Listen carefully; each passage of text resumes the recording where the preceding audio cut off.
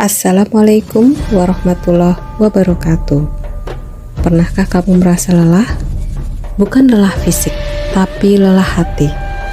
Kita hidup di dunia yang bising, penuh pencitraan, perlombaan, popularitas, dan kejaran validasi.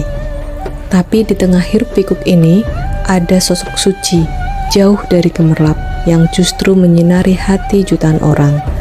Namanya Syekh Ahmad Al-Rifai, seorang wali yang memilih disembunyikan. Beliau lahir pada tahun 1118 Masehi di wilayah Wasit, Irak. Sejak kecil ia sudah istimewa, tapi bukan karena pakaian mewah atau kekuasaan, melainkan karena hatinya yang bersih, jiwanya yang tenang. Dibesarkan dalam keluarga soleh, ia hafal Al-Quran di usia muda dan menyerap ilmu dari berbagai ulama besar zamannya. Namun yang paling menyentuh adalah bagaimana ia menjaga kerendahan hati, bahkan saat sudah dikenal sebagai guru para ulama.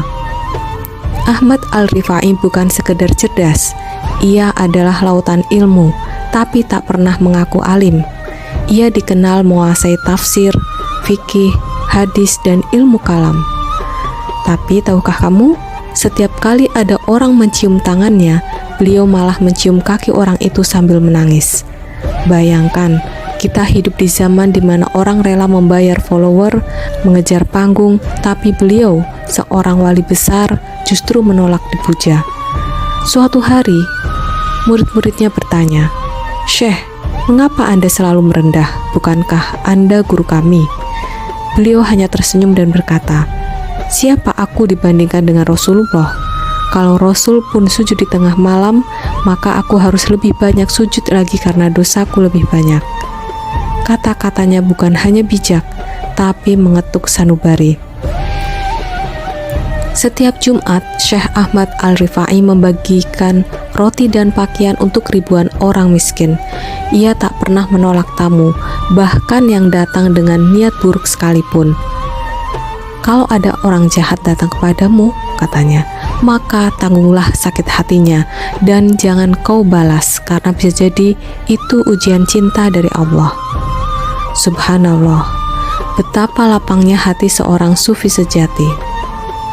Yang paling menakjubkan adalah betapa beliau berusaha keras menyembunyikan karomah yang diberikan Allah padanya. Pernah ada orang buta datang dan tiba-tiba bisa melihat setelah didoakan beliau. Tapi Syekh malah marah dan berkata, "Jangan sebut-sebut aku, Allah lah yang menyembuhkanmu." Bayangkan, kalau itu terjadi hari ini, mungkin sudah jadi konten viral. Tapi beliau memilih jalan sunyi.